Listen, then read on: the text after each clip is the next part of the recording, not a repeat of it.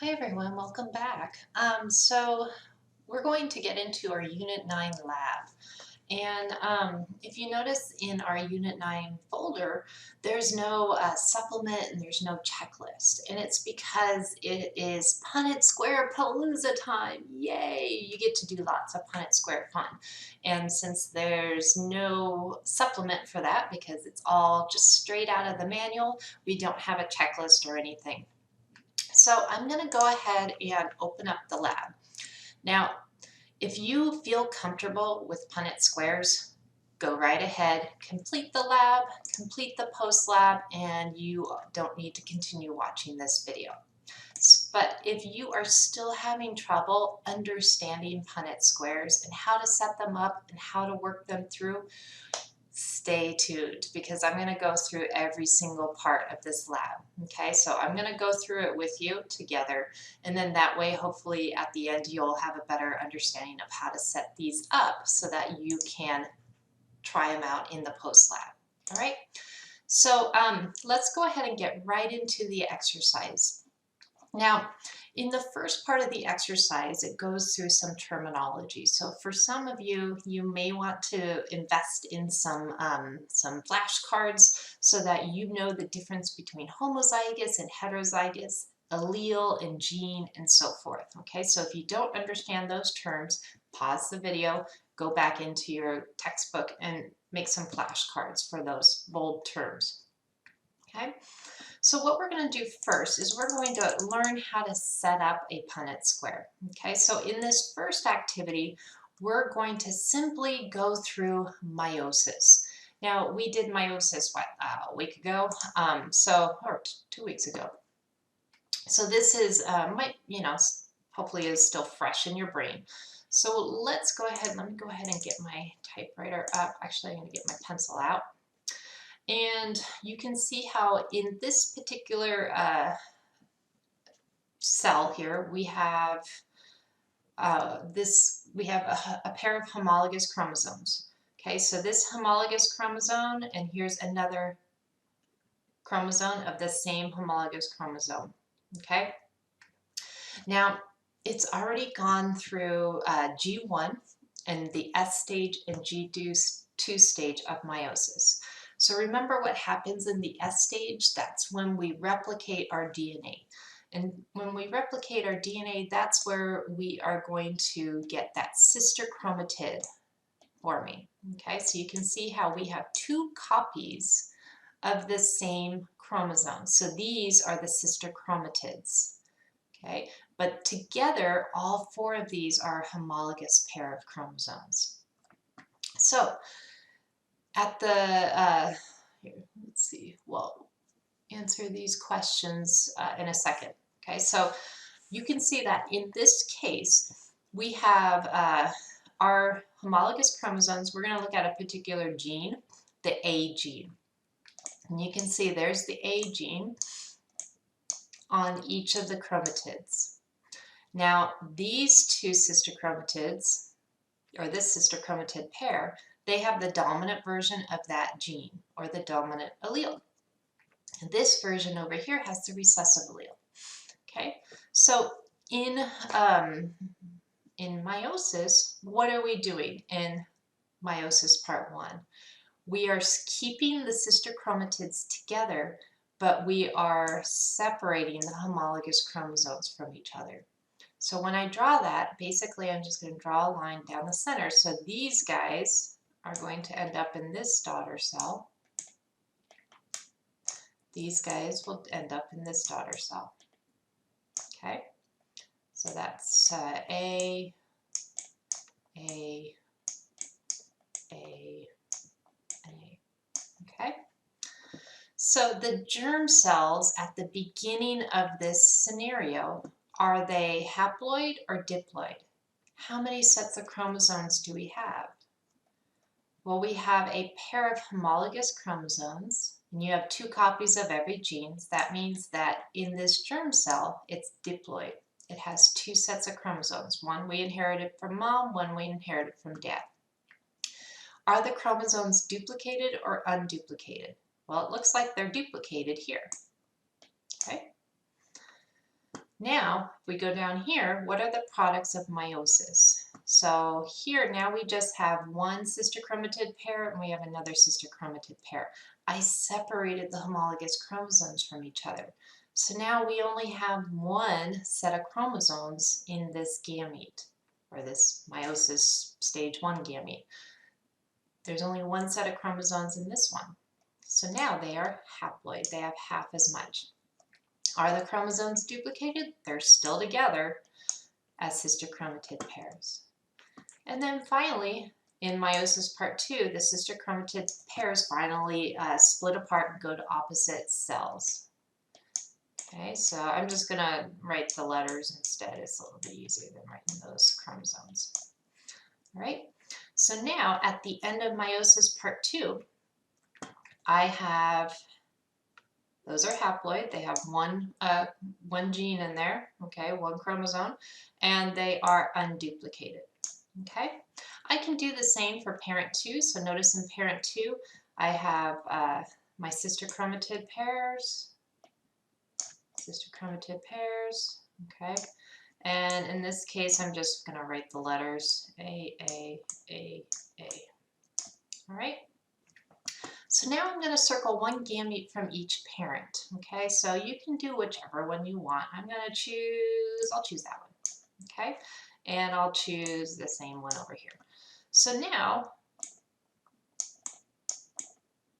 here they are, they're united, okay? And if they're united, now we have two sets of chromosomes, right? One from mom, one from dad. So that's diploid. Are the chromosomes duplicated? No, I just have one chromosome here that's not a sister chromatid pair, so that's unduplicated. All right, so that's a little bit of review of meiosis. Now we're going to get in to these Mendelian patterns of inheritance. So in Mendelian patterns of inheritance, we learned how for a particular gene, you might have two alleles, and those are just versions of the same gene.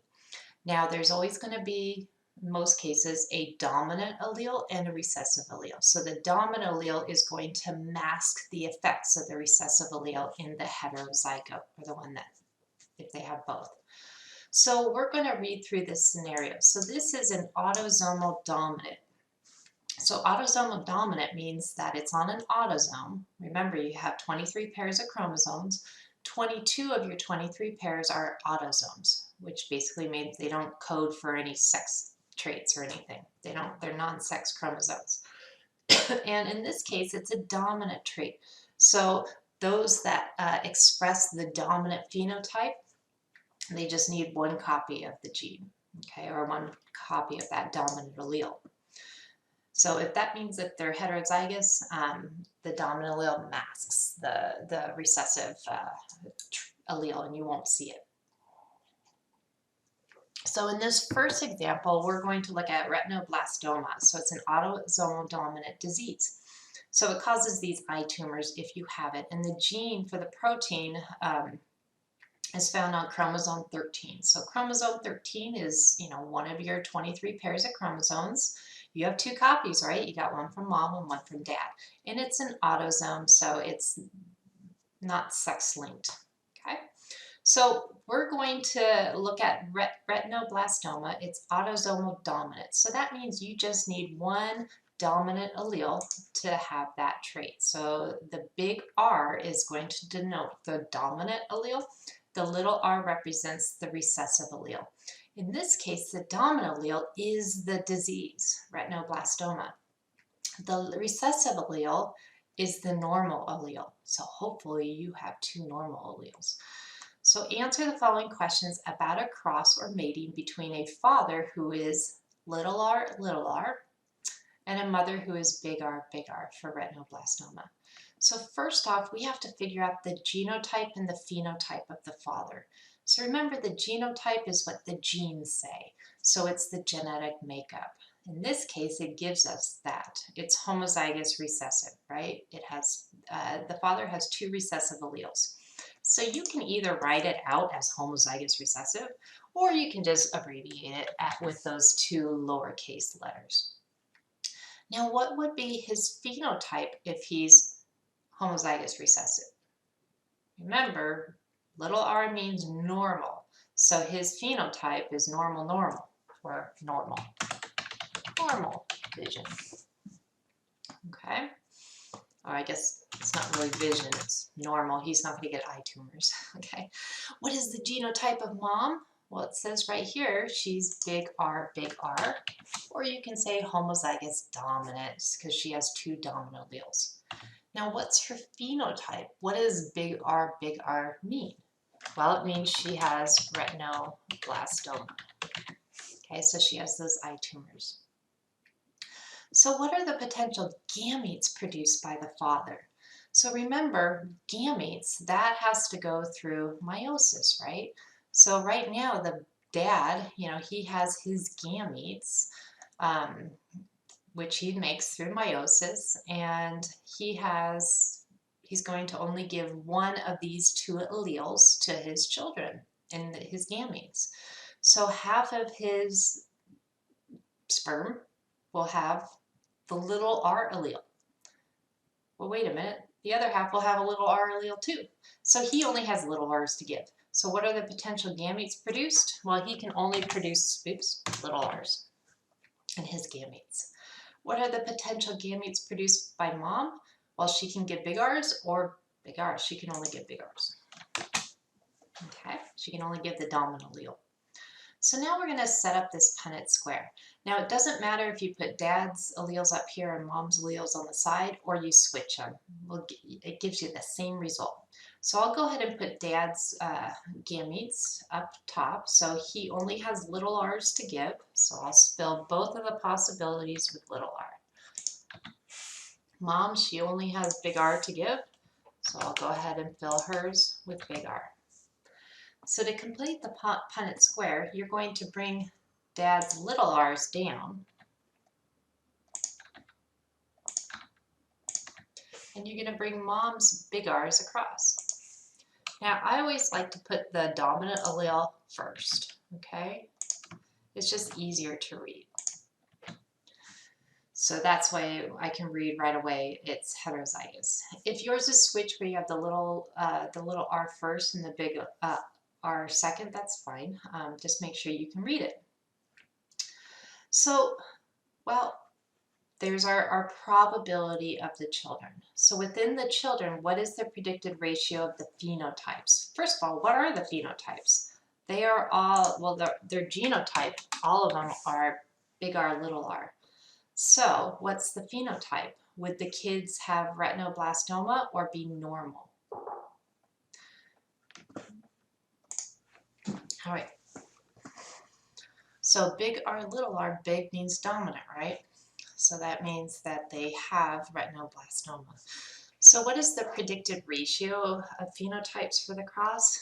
Well, basically it's 100% are going to have the retinoblastoma. So you can write it as 100% retinoblastoma, or you can do it as a phenotypic ratio where it's basically a 4 out of 0 chance that you're going to have the disease. Okay, so 4 retinoblastoma to 0 normal.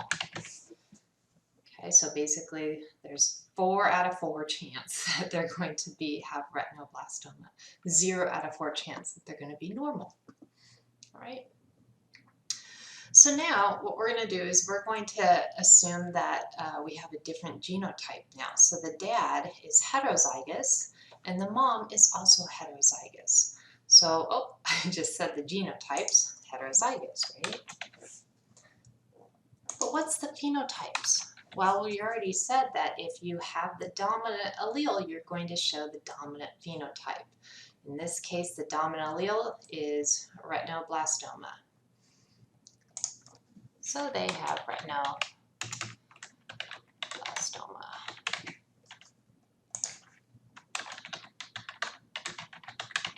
Okay. What are the potential gametes produced by the father? Well, he has, during meiosis, half of his gametes will have a big R and half of them will have the little r. So he can produce big R's and little r's in his gametes. Mom, same thing. So now we're going to complete this Punnett square. So again, it doesn't matter if you put dad's on top or mom's on the side. So half of dad's gametes will have the big R, half will have the little r. Half of mom's gametes will have a big R, half of mom's gametes will have the little r. And then you're going to cross them. So bring dad's gametes down.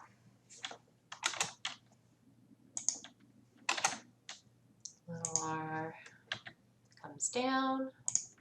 And then mom's gametes across, big R. Right, yes, big R. Another big R. And then that little r is going to come across. All right, so here is what I ended up with my Punnett square. So now I'm going to look at the phenotypes. Well, first off, of all of these 4 children, how many would have retinoblastoma? Does this child? Mm-hmm. This one? Yep. This one? Mm-hmm. This one? Mm-mm. So this is the only normal right here. So there are 3 out of 4 chance that we're going to end up with a child with retinoblastoma. So I'm going to do a 3 retinoblastoma to 1 normal. All right, so there's 3 out of 4, 1 out of 4 chance. All right. So now we're going to move into a different scenario. So in this scenario, instead of the disease being dominant, we're going to look at a disease that is recessive. So that means that you need to have 2 recessive alleles for the disease to be expressed. So some of you might be carriers of a disease, but you don't actually, will never have it because you have a dominant allele that prevents you from getting the disease. So this is the opposite of that autosomal dominant. It's autosomal recessive. So we're going to take a look at cystic fibrosis. That's an autosomal recessive disease. So in this case, you would need to have 2 recessive alleles if you had cystic fibrosis. So here we have dad, who is little c, little c. That means he has cystic fibrosis. And mom, who is big C, big C. That means she is normal, normal. She's normal. Okay, so what's dad's genotype? He's little c, which means he has cystic fibrosis. Okay, mom, she's homozygous dominant, and she's normal. So if we look at the gametes of dad,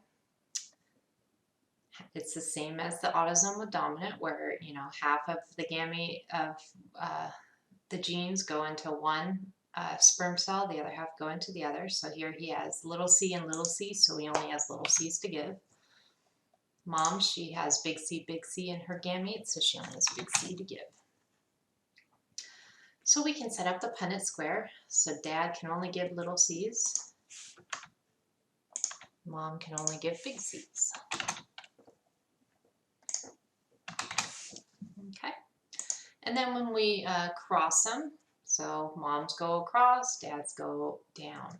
So I'm just going to do it together, okay, so we can see, because I can tell another way you can do it is just do individually. So C and C, so that's big C, little c. Here's big C, little c, and here's big C, little c. All right, so what's the phenotypes? Well, it looks like all of them are normal, okay? So there's 4 normal to 0 cystic fibrosis, okay? So now we're going to cross 2 heterozygotes and see what happens. So the genotype of dad, he's going to be heterozygous. The mom is heterozygous.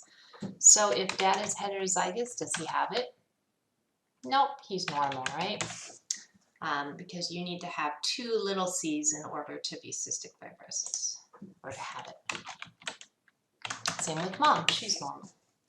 Now the potential gametes of dad, well, half of his gametes will have a big C, the other half will have a little c. So big C and little c. Mom, half of her gametes will have a big C, half will have a little c.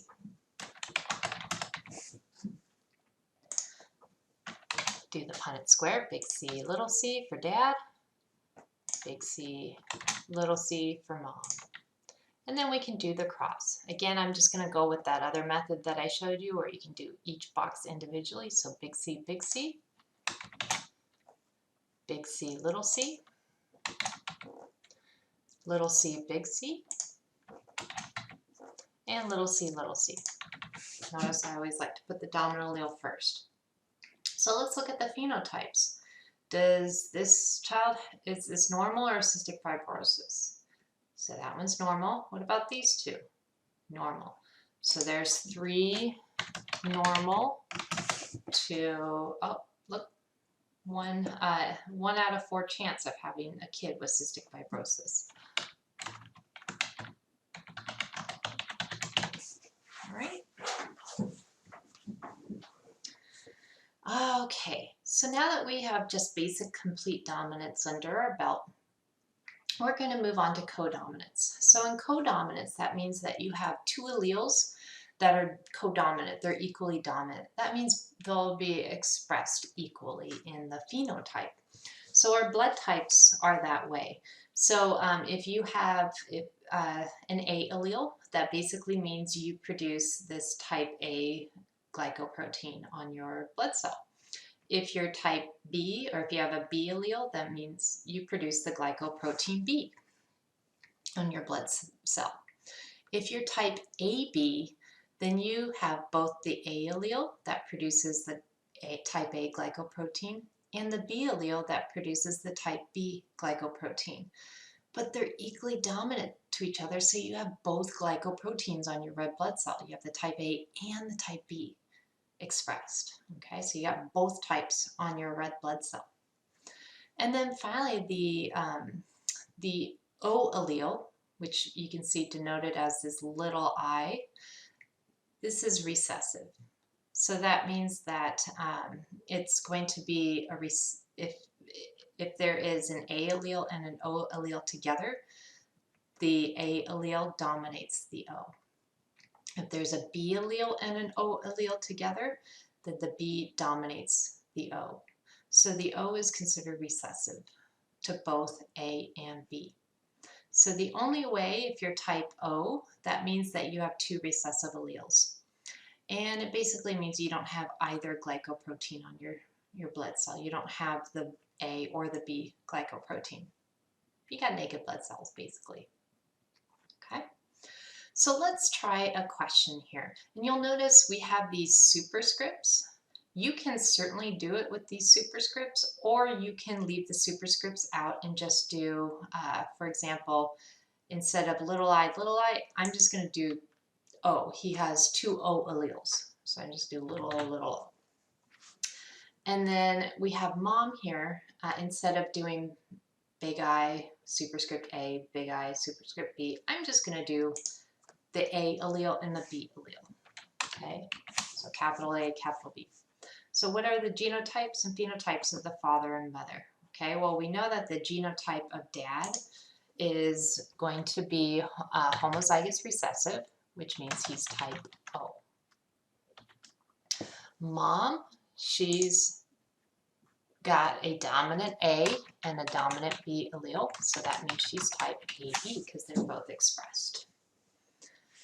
So let's look at the potential gametes of dad. So he only has the recessive alleles to give, right? So half of his sperm will have the recessive allele, the other half will have the recessive allele. So he only has recessive alleles to give. Mom, actually I should do lowercase o for that. Mom, she's AB, so half of her gametes will have the A allele, the other half will have the B allele. So now we're going to complete the Punnett square. So I'll put dad's O up top and mom's A, B on the side. Okay. bring dad's O alleles down, A, B allele across, and we end up with A and O, A and O, B and O, and B and O. So what are the predictive phenotypes? Well, what are the phenotypes of AO? These two would be type A, right? So 2 type A. And then these heterozygotes down here, they have a B allele and an O allele. The B is dominant to the O, so type B blood. So we can, since it's 2 to 2, you can reduce it so it's just a 1-to-1 ratio. Okay, 1 type A to 1 type B.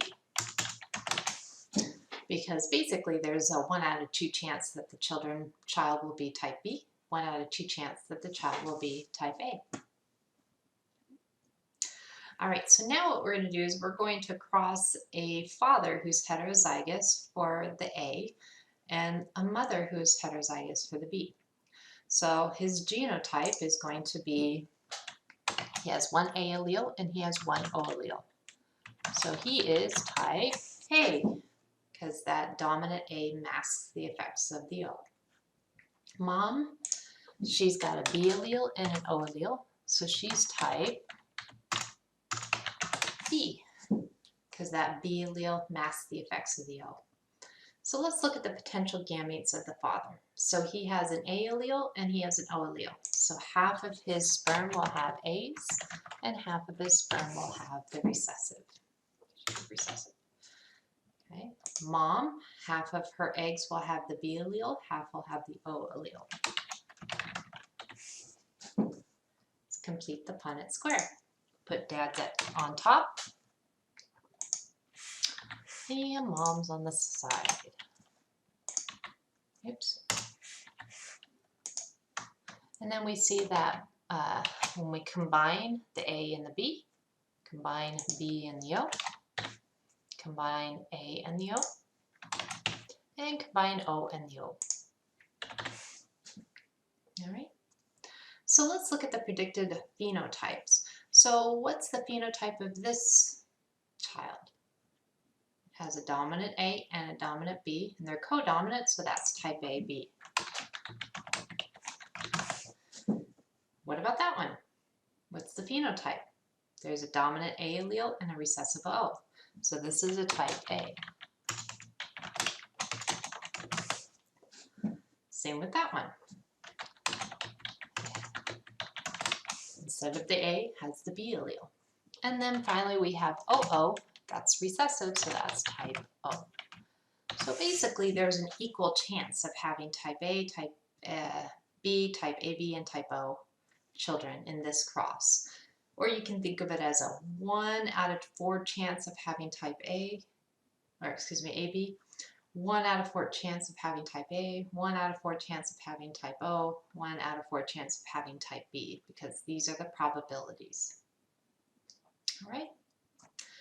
So moving on into incomplete dominance. So incomplete dominance is a little different from complete or codominance in the sense that we have a blending of the two traits. So the dominant allele is incompletely dominant over the recessive allele, meaning that when we have a heterozygote that has both the dominant and the recessive, both are expressed in a way that they blend together. So here's an example where we have seen in our human hair. So an individual with 2 copies of the C allele, they have curly hair. 2 copies of the S allele, they have straight hair. Now if they have 1 copy of this curly allele and 1 copy of the straight allele, there's an incomplete dominance or a blending of the two. So you end up with kind of in between curly and straight, which would be wavy. So we're going to take a look at, here's dad. He has a straight and a straight allele, so he's homozygous dominant for straight. I'm going to take away those H's and just use the S's. Okay, so he has straight hair. Mom, I'm going to again take away those H's. You can keep them if you want. but I'll just use the superscript in this case. So we have big C, which means curly. So what type of gametes can Dad produce? Well, he can only give the S allele, so his gametes will all have the S allele. Mom, she can only give the curly allele, so her gametes will all have the curly allele. So let's fill out the Punnett square. So Dad only has straight alleles in his gametes. Mom only has curly alleles in her gametes. Okay. If you bring Dad's alleles down, Mom's alleles across, we have straight and curly, straight and curly, straight and curly, and straight and curly. So based on that, what's the phenotype? What do these children have if they have one straight allele and one curly allele? Remember, we blend them together. So if we take somebody with curly hair and straight hair and mix them together, then you're going to get wavy hair. Okay, so they're all going to be wavy. So it's 100% wavy, or only wavy hair. Okay.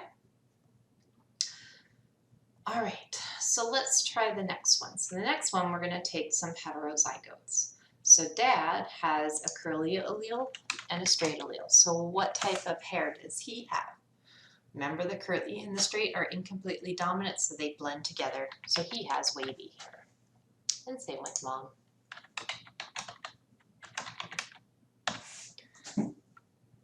Now, even though he has wavy hair, half of his gametes have the curly allele, half have the straight allele. So half of them have curly and half have straight. Same with Mom. Half of her alleles have curly, half of her gametes have straight. Do the Punnett square. There's Dad's gametes, so half of his sperm will have the curly allele, half will have the straight. Mom, half of her eggs have the curly allele, half of her eggs have the straight allele. And then we do the cross.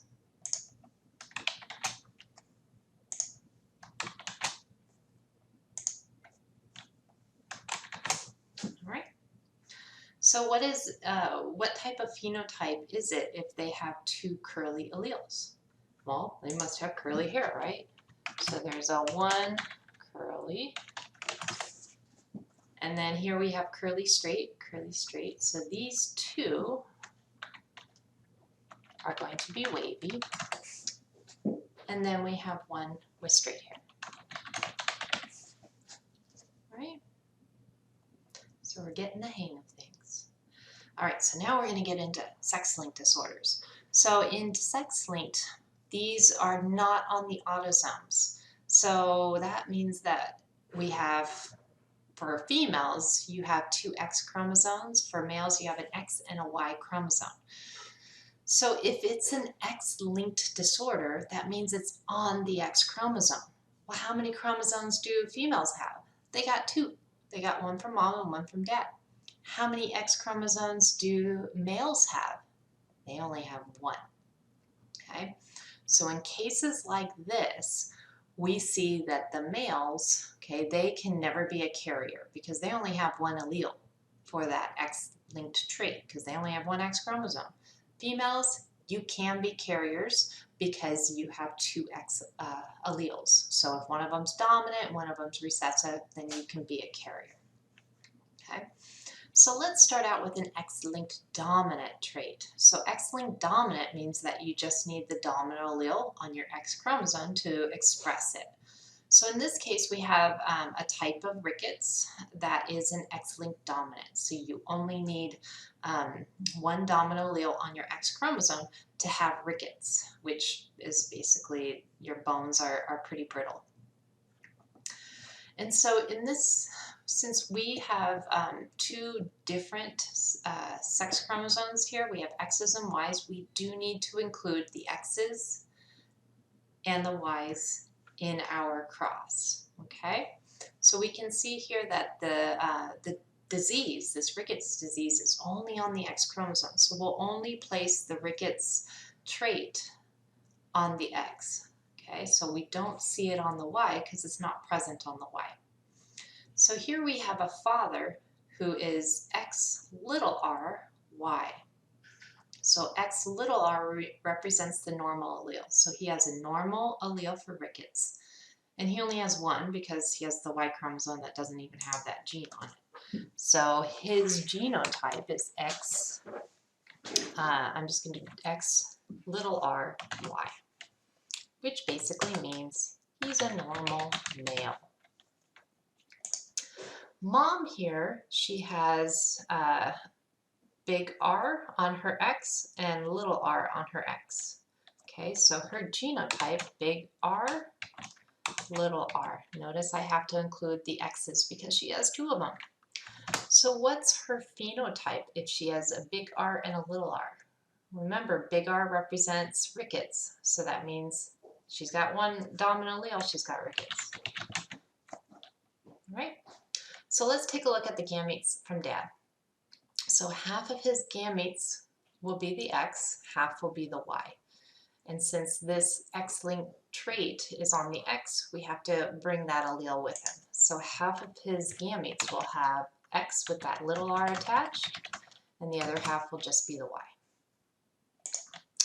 Mom, half of her gametes will have the big R attached to their X, okay, so rickets, and the other half will have the little r attached. So now we're going to set up the Punnett square. We do it the same way that we did with the others, okay, just make sure that you include the X's and the Y's.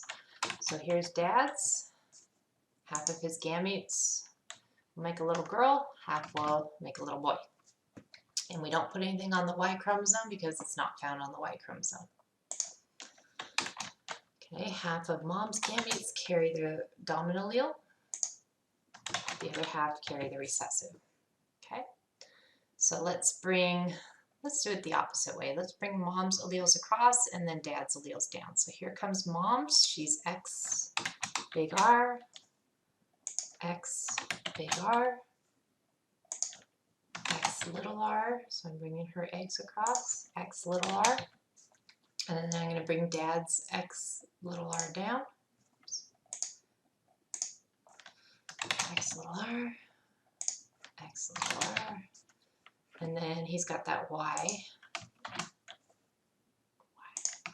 All right, so notice none of the genotypes are exactly the same. So let's look at the phenotypes. What's the phenotype of this female? Does she have rickets or is she normal? Well, she's got that dominant allele, so she is rickets. So we have one ricket female. What about this one? Does she have rickets? Nope, she's got two normal alleles. One normal female. What about this male? Does he have rickets? Yep, he's got the dominant R. One ricket male. And then, does this male have rickets? No. He's got one recessive allele. All right. So notice when we do the phenotypes, we have to include the gender as well. Okay, because if we just did, there's 2 out of 4 chance that they have rickets, well, that's not explaining the whole story. Okay, we have to include the X's and Y's as well. So now let's take a look at what would happen if instead of a dominant disorder, we have a recessive disorder on the X chromosome. So hemophilia is a recessive disorder. So that means that you have to have 2 recessive alleles if you're female to express it. For males, since it's found on the X chromosome and you only have one X, if yours happens to be recessive, you have the disease. Okay, so let's take a look at the father here. The father is X little h Y. Remember, the little h represents hemophilia. So he has hemophilia. So I write it as X little h Y, means it's a hemophilia A male. It's a type of hemophilia. Mom, she has one dominant allele and she has one recessive allele on her on her X chromosome. So she's female, but that normal dominant allele masks the effects of the recessive. So she's normal. Okay, so let's take a look at the gametes of dad. So half of dad's gametes have the X chromosome with the little h attached. The other half have the Y chromosome with no H because it's not found on the Y chromosome. Half of moms have the normal, and half have the hemophilia allele. Okay, I'm going to put mom's gametes up top just for fun. I always put dad's up top, but let's switch it around. You'll notice you get the same result. Okay, here's dad's. All right, bring dad's across, mom's down. Let's see what happens. Oops.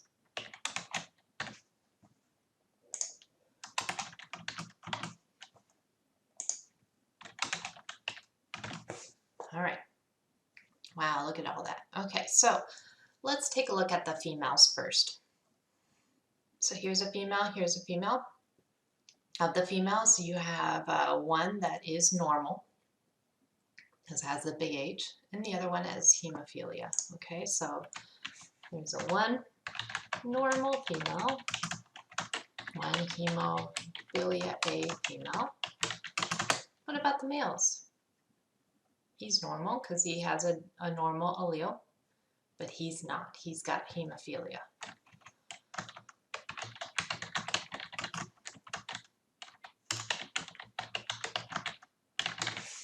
All right? So we're getting the hang of it. So now, everything we've been doing so far, we're just using one single gene that has two alleles, or in one case, the blood type had three alleles. What happens if we look at two different genes and see how they, what the possible gametes and so forth? So that would be considered a dihybrid cross. So di means two, right? So we're crossing two different genes, two different traits. So in this case, we are going to look at Drosophila, which is a type of fruit fly. And in Drosophila, we have the gray body color is dominant to ebony body color.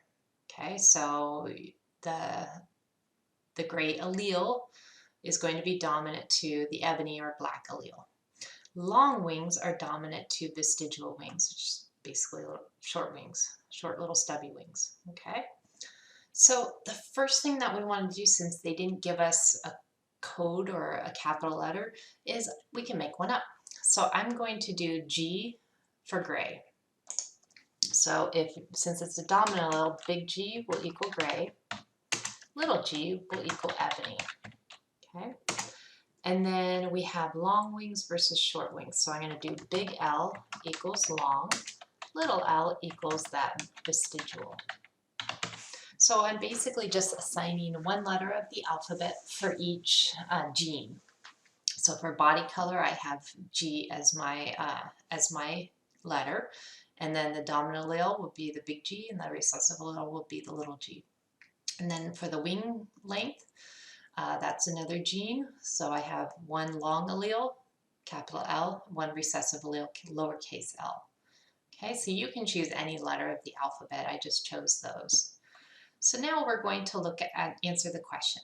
Now, as I do these word problems, what I do is I read the question carefully and add the information along as I'm reading. So it says here, answer the following questions for a cross where the mother is gray-bodied.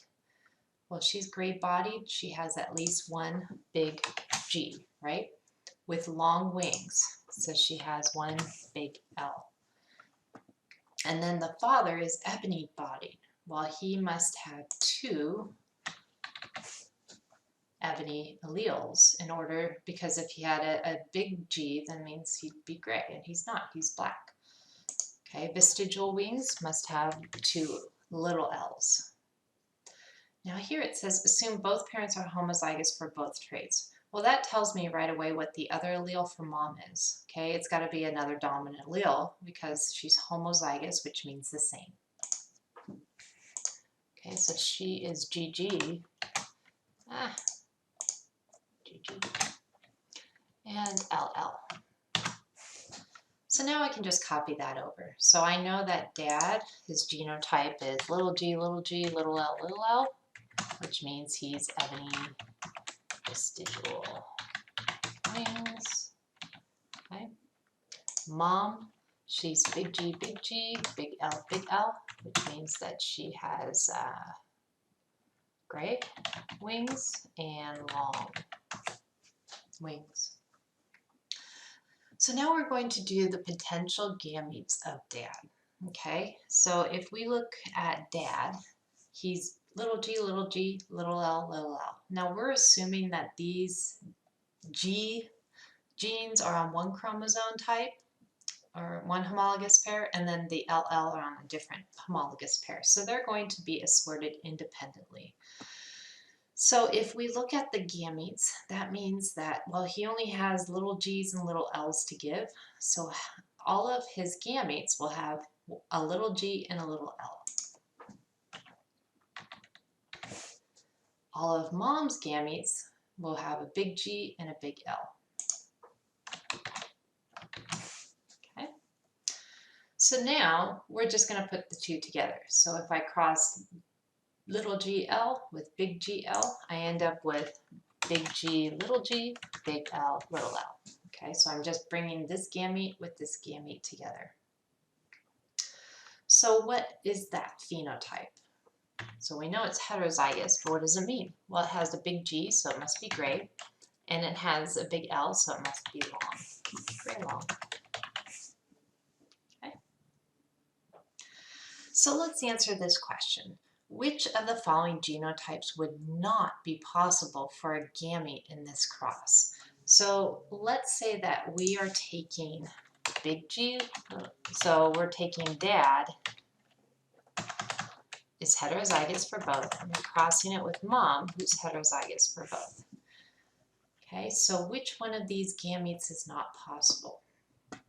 Well, I can tell you right away that the gamete can only have one G allele and one L allele. So I know right away that it's not that one, and it's not that one, and it's not that one. So let's look. Can this one, oh wait, are not possible. Circle all that are not possible. I guess I should have circled that. Okay, so these are not possible. So now we're down to these two. Now this one has two G alleles. Well, that's not possible. Can you have a G allele and an L allele in your gamete? Because half of the G's will go into one gamete, the alleles will go in that same gamete. So the only one that's possible is that one, right? So now we're going to do the actual cross. So we have, it's weird how the wording got all messed up here. So we're going to look at the cross between a male and a female fruit fly that are F1 offspring. So we already know that the F1 offspring was heterozygous for both traits. So what's the genotype of Dad? Well, we already know he's got a big G, big L, little l, and that makes him gray long. Mom is the same thing. Big G, big L, little l. Okay? So now I got to figure out the possible gametes. So this is where that FOIL method comes in. So remember, FOIL stands for first, so it's the FOIL method. So first, outer, inner, and last. So what we're going to do is we're going to take the first alleles and stick them together. So big G, big L, so that's one possible gamete. And then we're going to do the outer, big G, little l, that's another possible gamete. And then we're going to do inner, so that's little g, big L. And then we're going to do last, so that's little g, little l. So here are the possible gametes combinations that are possible for Dad. Okay, so a quarter of his sperm will have both dominant alleles. A quarter of his sperm will have a dominant G and a recessive L. A quarter of his sperm will have a recessive G and a dominant L. And a quarter will have both recessive for G and L. Okay. Now, since his genotype is the same as mom's gametes will be the same. A quarter of hers will be dominant. A quarter will have a dominant recessive. Recessive dominant, recessive recessive. So now I'm going to set them up in my Punnett square. Okay, so I'm going to put the big G, big L in the first box, big G, little l in the second box, little g, big L in the third, and little g, little l in the fourth. Do the same for mom's.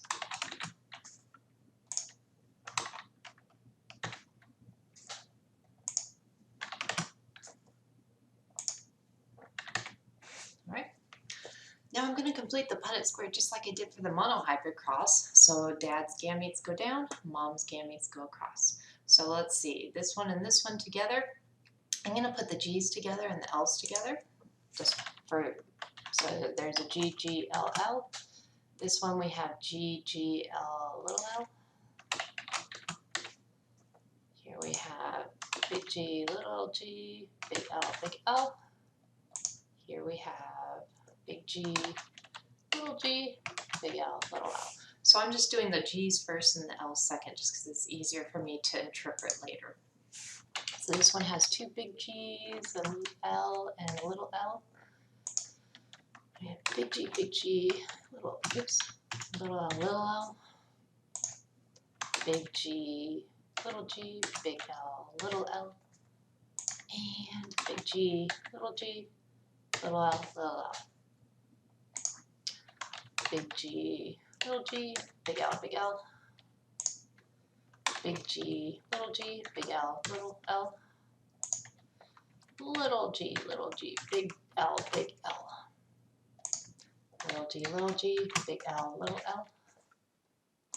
And we're down to here, this guy and that guy. Big G, big L, little l. Big G, little l, little l.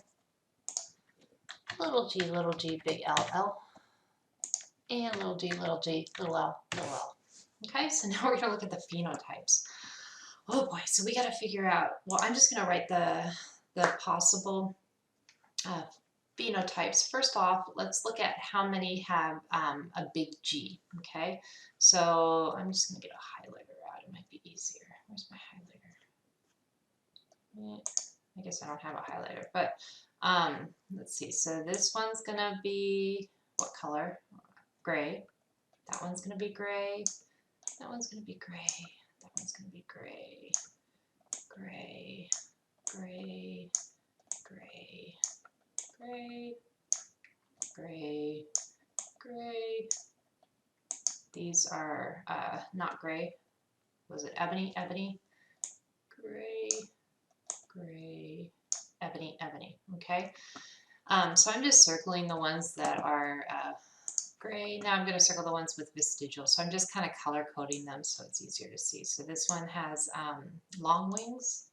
Long, long, long. That one's going to have the vestigial. This one's long, vestigial, long, long, long, long, long, vestigial, long, vestigial, long. Okay, that way it just makes it a little bit easier for me to read them. You might not want to do that. It's kind of up to you. So the first thing I'm going to do is I'm going to count up the number that are gray and have long wings. Okay, so how many have both? There's 1, 2, 3, 4, 5, 6, 7, 8, and 9. Okay, so 9 of them. There's 9 total out of 16. Okay. So now let's look. Okay, so I got that one. Those guys are all done. How about this one? This one's gray but short or vestigial. So how many gray with the vestigial? So basically we're looking with the red without the blue. So here's 1, here's 2, and here's 3. 3 of them. Okay. So now we're going to look at the ones that had the blue without the red, without the gray wings. Okay. So how many just have the blue circled? 1, 2, 3. So in this case, they would be ebony with the long wings. So there's 3 of them that are ebony with long wings. And then finally, this guy, he doesn't have gray wings and he doesn't have long wings. So he's ebony and vestigial. All right. So there's our ratio. So 9 to 3 to 3 to 1. Okay.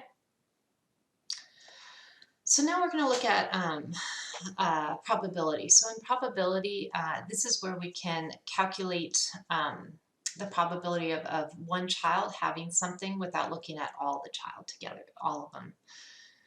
So here we're going to look at our formula is number of events divided by total number, or number of specific events divided by total number of events. So let's look at an example. So we have here, what is the probability that a couple will have a male child?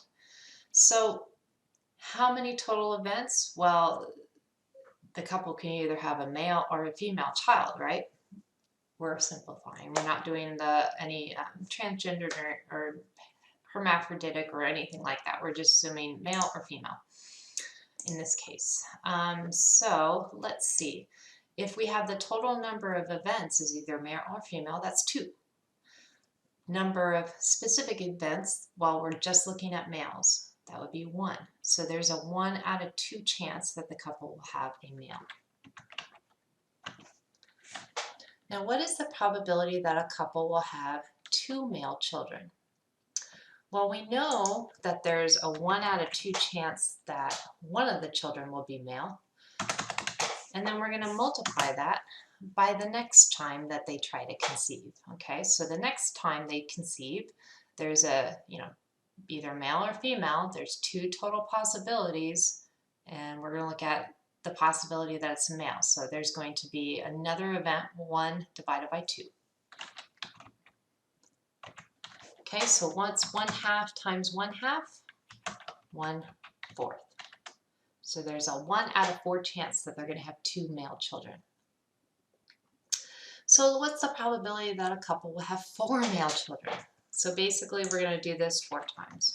There's a 1 out of 2 chance that the first child's going to be male, 1 out of 2 chance that the second child will also be male, 1 out of 2 chance that the third child will be male, and 1 out of 2 chance that the 4th child will be male. So 2 times 2 is 8, 61 out of 64.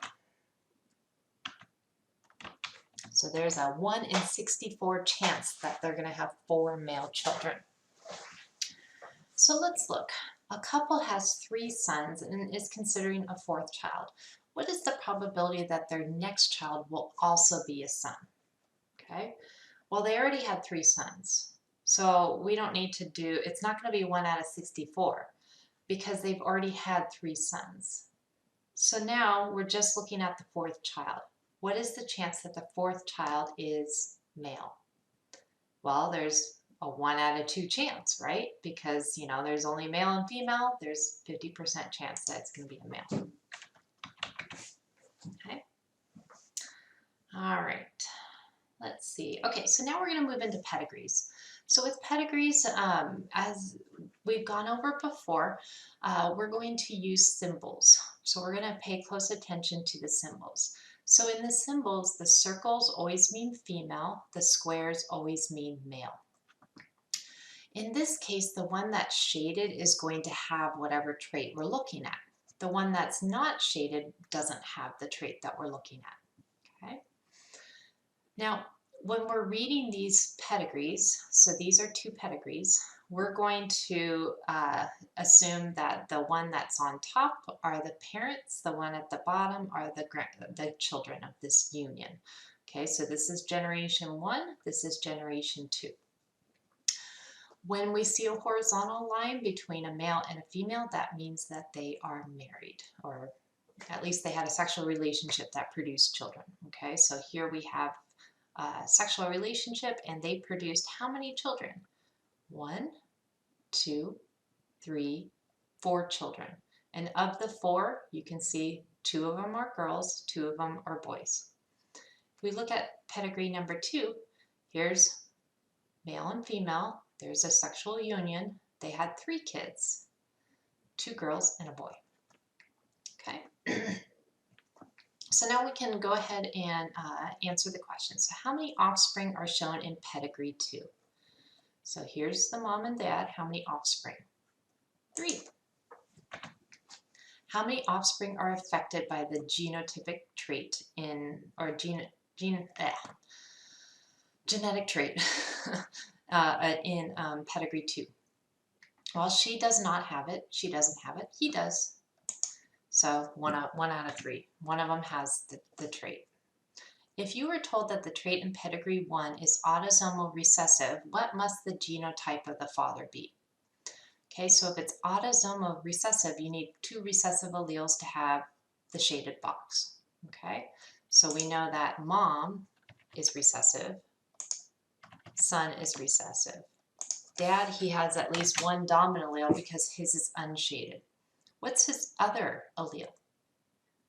Well, it must be a little a, or recessive, because his son has it.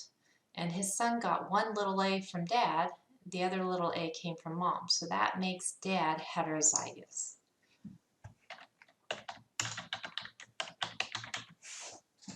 Okay. So let's say it says here, you're told that in pedigree number 2, it's an X-linked recessive trait. So what is the genotype of the affected male's sister? Okay, so X-linked recessive trait. So that means that mom, she has 2 recessive alleles, right? Because she's affected. Dad, he doesn't have a recessive allele. He only has a dominant allele. And since he only has 1 X, okay, he only has 1 dominant allele. The son here, he must have the recessive allele on his X chromosome. His Y doesn't have it because it's not found on the Y. So we're going to look at the sisters. So the sisters we know don't have, they're not homozygous recessive. So they must be, got the big A from dad, little a from mom.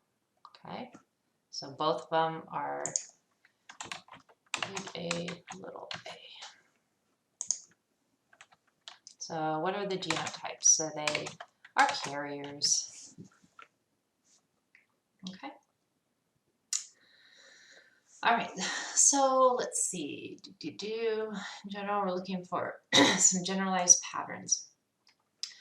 So sometimes when we look at a pedigree, we can kind of look at it without even analyzing it and guess what type of inheritance pattern that particular trait is.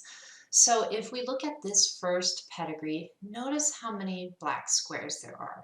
That gives us a sign that it's probably going to be a dominant disorder where you just need 1 dominant allele. Now to determine if it's autosomal dominant or recessive, X-linked, then we got to look at whether it's affecting the males and females equally. So in this case, first of all, I see lots of black, not very little white, so I can tell right away it's going to be a dominant disorder, especially since in this case it's this guy doesn't have it, so he must be recessive, because if he had it, then his kids would all have it, or they do all have it. One of them would be whatever. Sorry, I'm confusing myself. So we see lots of black, very little white, so we know that in this case it's got to be a dominant trait. In order to figure out autosomal, look at who has the trait, and you notice there's an equal representation of males and females. So that means it's probably not X-linked or Y-linked. It's definitely not Y-linked, but because the females have it too. So since it's equal, it's got to be autosomal. In this pedigree, I notice that there's very few black. Most of them are white. So right away, I'm thinking it must be a recessive disease. And again, I'm going to look at the circles and squares of the affected. It's an equal number, so that means that both males and females have an equal chance of getting it, most likely, so it's got to be autosomal. Down here, I notice right away, not very many black. Okay, so that means it must be recessive. And if I look here, look at who gets it, just the males. So males, they only need one recessive allele to show it, so that means it's probably X-linked. Okay, so that might be helpful. All right, so let's take a look at these two problems. So we're going to use the pedigrees and determine the genotypes of the remaining individuals. So I can see right away that some of them are filled in, but then the ones up here, 1, 2, 3, 4, we need to fill in over here. So I like to work my way up, okay? So I can see that the grandchildren here, they're already filled in, and we have the dads already filled in. So mom, well, we know that all of her children have the dominant allele from her, okay, and the recessive allele from him. So I know right away that she has at least one dominant allele, okay? Let's see, I don't know if it's a big A, or a big A, little a just yet, okay? So I'm just filling in what I have, okay? I know number 3 here, he must be recessive because he's not shaded. So little a, little a. I know number 2 must be recessive as well. So that must be little a, little a. And number 1 must have a dominant allele because it's not, it is shaded, okay?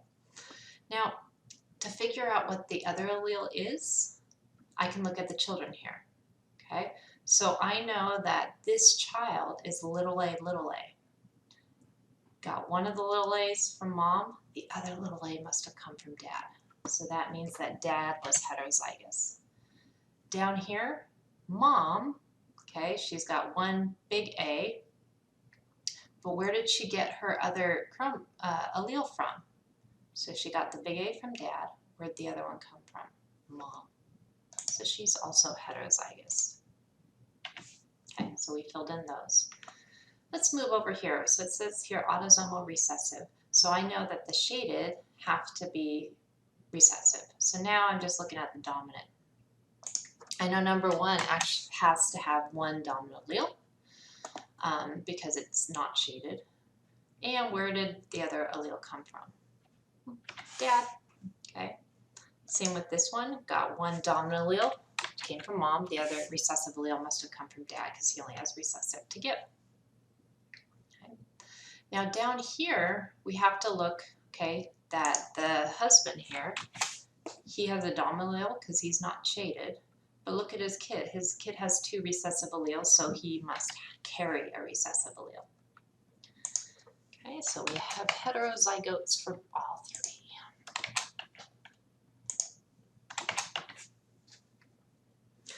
And finally, we get to this X-linked recessive pedigree. Okay, so X-linked, remember, it's only carried on the X chromosome. And we can see that the shaded have the disease. So here is the shaded X little a y. So I know right away that number 4 is also X little a y because it's a male that's shaded. Okay. I know that this one right here is X big A y because he's not shaded and he must be normal. Okay. This one, same as that one. Okay. This one, number 1, I know that his dominant allele on his X chromosome prevents him from having whatever the disease is. So I've got 1 and 4 and 3. So now I just have to figure out number 2. So in number 2, I know she's female, and I know that she has at least one dominant allele. So she got a dominant allele from dad. Okay, what's the other allele? Is it the dominant allele or the recessive allele? Well, we have to look at the son. The son, where did he get his X chromosome from? His mom. So he got his X little a from mom. So that means mom is a carrier. Okay. All right, almost done here. So for each of the pedigrees, determine the most likely type of inheritance for the trait and determine the genotype of each of the numbered individuals. So first of all, let's determine what type of inheritance pattern this is. So we have to look at the number of shaded versus unshaded. So I see there's 1, 2, 3, 4, 5, 6, 7, 7 shaded, 1, 2, 3, 4, 5, 6, 7, 8, 9, 10 that are not shaded. So my guess, just off of the numbers, it's probably going to be recessive. Now I got to determine, is it going to be autosomal recessive or sex-linked recessive? Well, I can see there are 4 males and 3 females that have it, so I'm guessing it's autosomal because it's a pretty even number. So my guess is that it's an autosomal recessive trait. That's just based on the numbers. We'll see if I'm correct or not. Okay, I came to that conclusion because there's more unshaded than shaded equals recessive. And there's about equal number male female equals autosomal. All right. So based on the answers I gave above, what are the most likely genotypes of each of the numbered individuals? So since this is autosomal, I don't need to include the X's and the Y's. And since it's recessive, that means all the ones that are shaded must be homozygous recessive.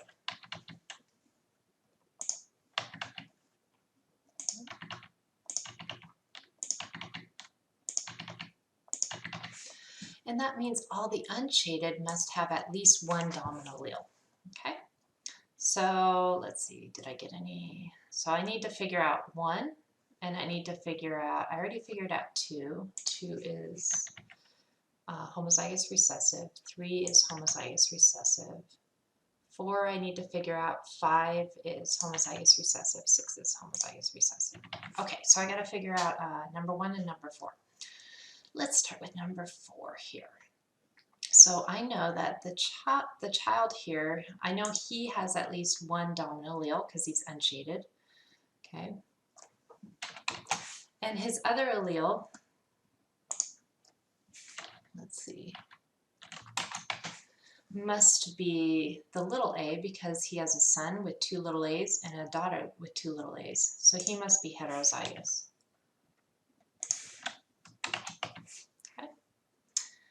And then now I got to go over here to number 1. So in number 1, first of all, I can't figure it out directly from here. So I'm going to go up here.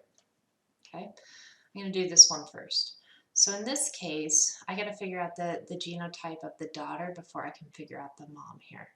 So the genotype of the daughter, well, I know she's got a dominant allele. But I know she's also got a recessive allele because both her kids have 2 recessive alleles, so they must have gotten one from her. Okay. Now that doesn't completely tell me what the genotypes of these 2 are. Okay, I know they have at least one dominant allele, but I don't know necessarily if mom is heterozygous or if dad's heterozygous. Okay, so I can't tell. So I would have to write both. So she's either that or that. Okay. Now, if you can, see if you can determine the remaining genotypes. So that's pretty easy. I've already done that one. I've already done that one. Let's do this one. Okay. So I know that this one has a dominant allele because it's unshaded, and it carries the recessive allele because that's all that dad can give. Okay, mom must be heterozygous because she's got a dominant allele that makes her unshaded, and she gave the recessive allele to her son and daughter. Okay, over here, I know they have at least one dominant allele, but I don't know if it's dominant or dominant recessive. Excuse me, it could be a variety of both. All right, here's another pedigree. Right away, I can see, is it going to be dominant or recessive? Probably going to be recessive because there are very few of them. And is this, do you think, oh, it looks like it's X-linked because only the males. Okay. So now I got to figure out, okay, so he has it. So I'm going to do X little a y. X little a y. Okay. That means that none of the other males have it, so they must be X big AY. X big AY. X big AY. X big AY. X big AY. X big AY. And X big AY. Okay. The females, now we got to figure out the females. Okay. Let's go ahead and take a look at the females. So here we can figure out the female for number 4 because she has a son that is X little a. So she got so she gave him that X little a. But she's normal, so she's got at least one dominant allele. Okay. So we figured out her. Let's see. We need to figure out grandma. Okay, so we know that grandma, she's got one dominant allele that makes her dominant. But look, she gave birth to a son that has it, so she must be a carrier. Okay, figured that one out. We got to figure this one out. So in order to figure this one out, well, we got to figure that one out, and that one out, and that one out. Okay, so we're almost done. Let's see. Here, let's do these two while we're here. So we know that they must have gotten a big A from dad, but we don't know if they got the big A from mom or the little a from mom. So this is question mark. Same with over here. This one, okay, dad could have given, we know that dad gave a recessive allele, but since she doesn't have the disease, we know that mom gave her a dominant. Okay, so mom has a dominant allele. We don't necessarily know if the other ones are dominant or recessive, so I'm just going to put a question mark for now. Maybe we can fill that in. Let's see. Hey, did we get them all? I think we did. Okay. And then over here we know that she's got a dominant allele. We don't know what her other one is. And same with the others. Okay. So let's see, we got all of our questions. So here's number 1, dominant, normal male. Number 2, she's carrier female. Number 3, affected by the disease male. Number 4, carrier female. Number 5, normal male. And number 6 was a carrier female. All right, so we got them all. And I can't determine what these females are. They could be homozygous dominant because they got the 2 dominant alleles, or they could be homozygous or heterozygous. We just don't know what that one is. Okay. Okay. All right. And then the rest of these problems are found. Some of them are found in your post lab. So I'll let you try these on your own. Now, if you still have any questions, feel free to email me and we can set up a time where we can meet and go over these. But otherwise, hopefully I gave you a good enough start that things are starting to make sense. Just like if word problems in math, the more you do them, the easier they get. So practice makes perfect, unfortunately, for something like this. So try to get all of these done on your own. And if you have any trouble, just feel free to email me. All right, good luck.